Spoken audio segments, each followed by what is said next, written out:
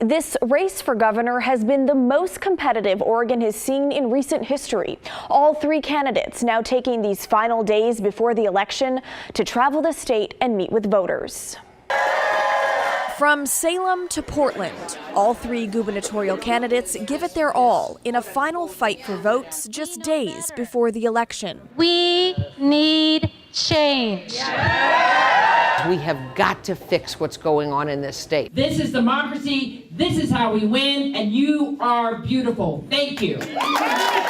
Democratic candidate Tina Kotek met with Planned Parenthood leaders and other supporters on the campaign trail Sunday in Northeast Portland to kick off a canvassing event. We got a couple more days, folks. Thank you for being here. She talked of reproductive freedom, protecting the environment, public education, and standing up for the working class. But I have been a change agent in the legislature, making sure we can help working families move forward here in our state. As governor, I'm going to work hard with everybody around the state to make sure people can be successful, stand up for working families, and make sure we have the state we all want to have. Meanwhile, Republican candidate Christine Drazan was in the state capitol, starting her tour of 6 stops, ending in Clackamas County on Monday. This election is our opportunity to turn our state around. She talked of supporting police, safer communities, and fighting to repeal ballot measure 110. If elected, she would be Oregon's first Republican governor since the 80s. We've come up short far too many times. Not this time.